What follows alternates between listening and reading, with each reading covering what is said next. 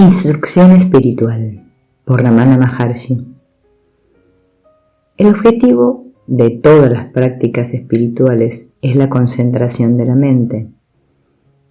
Como todas las actividades mentales como el recuerdo, el olvido, el deseo, el odio, la atracción, el rechazo, etc., son modificaciones de la mente, no pueden ser el estado real de uno. La verdadera naturaleza es el ser simple e inmutable. Por tanto, conocer la verdad del propio ser y serlo se conoce como liberación de la esclavitud y destrucción del nudo, Granti Nasam, hasta que se haya alcanzado firmemente ese estado de tranquilidad mental. Es esencial que un aspirante siga con la práctica de morar en el ser sin desviarse, manteniendo la mente libre de toda perturbación provocada por los diversos pensamientos. Aunque las prácticas para conseguir fuerza mental son numerosas, todas ellas consiguen el mismo objetivo, porque puede comprobarse que aquel que concentre su mente en cualquier objeto logrará, cuando cesen todos los conceptos mentales, permanecer como ese objeto. Esto se llama tener éxito en meditación, Dhyana Siddhi. Los que siguen el sendero de la indagación se dan cuenta de que la propia mente que permanece al final de la meditación es el objeto de la misma.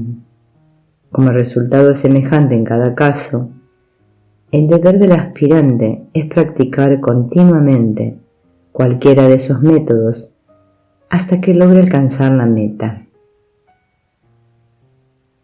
4. El estado de permanecer tranquilo ¿implica hacer un esfuerzo o estar libre de él?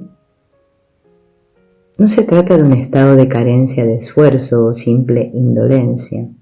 Todas las actividades mundanas, que se suelen llamar esfuerzo, se llevan a cabo con una parte de la mente y con interrupciones frecuentes, pero el acto de comunión con el ser, Atma Vyavara, o permanecer quieto internamente, es una intensa actividad que se lleva a cabo con toda la mente y sin interrupción alguna. Maya, ilusión o ignorancia, que no se puede destruir mediante ningún otro acto, se aniquila completamente por medio de esta actividad intensa que se llama silencio, Mauna. 5. ¿Cuál es la naturaleza de Maya? Maya es lo que nos hace contemplar que no existe el ser, la realidad que está presente siempre y en todas partes, es omnipenetrante y autoluminosa. Y sí existe por contra el alma individual, Shiva, el mundo, Jagat, y Dios, Para, que se ha probado concluyentemente que son inexistentes en todo tiempo y lugar. 6.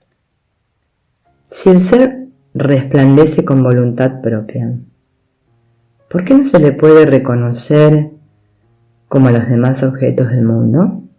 Cualquiera que sea el objeto determinado a conocer, en realidad se trata del ser que se ha conocido a sí mismo en la forma de ese objeto, porque lo que se conoce como conocimiento o conciencia no es más que la potencia del ser, Atma Shakti. El ser es el único objeto capaz de sentir. No hay nada aparte del ser.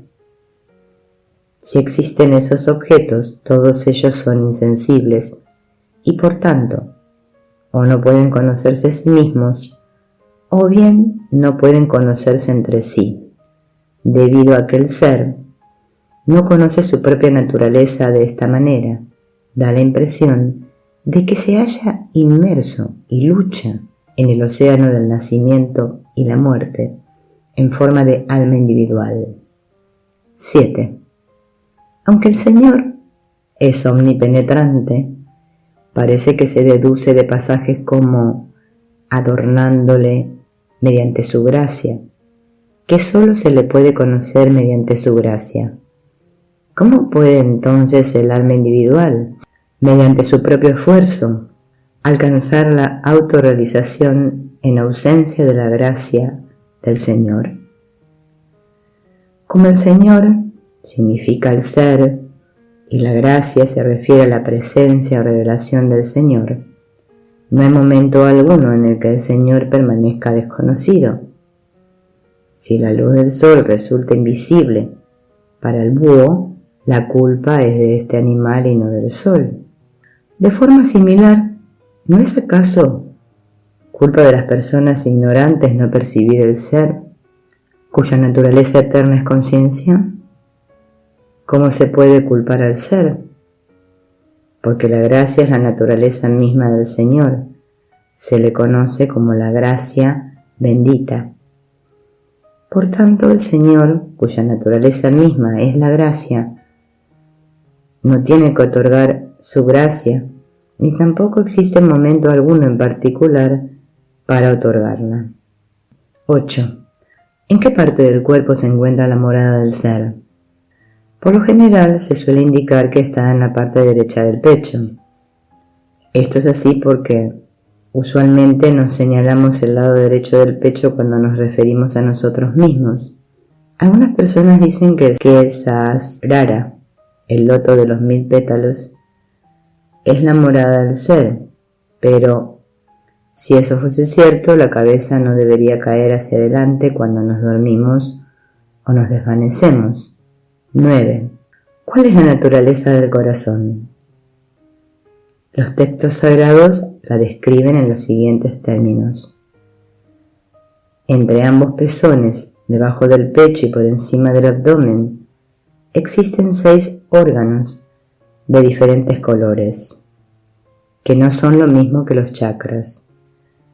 Uno de ellos se asemeja a un brote de nenúfar y está situado 2 dedos a la derecha del corazón. Está invertido, en su interior existe un orificio diminuto que es el asiento de la oscuridad densa, ignorancia, y está lleno de deseos. Todos los nervios psíquicos, nadis, dependen de él. Es la morada de las fuerzas vitales, de la mente y de la luz, de la conciencia.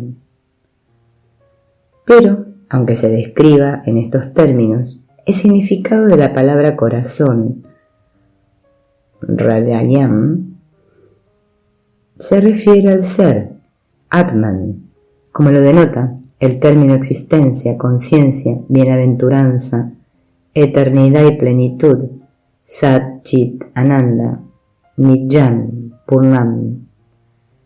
No tiene diferencias tales como exterior e interior, superior o inferior. Este estado de tranquilidad en el cual todos los pensamientos llegan a su fin se denomina el estado del ser.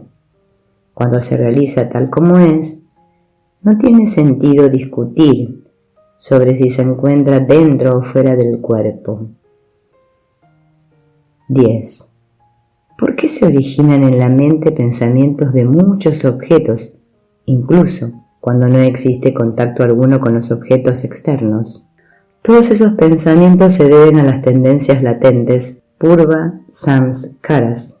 Aparecen solo a la conciencia individual jiva, que ha olvidado su verdadera naturaleza y se externalizan.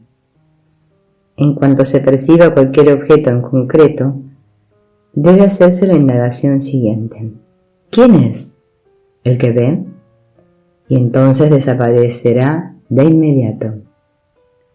11.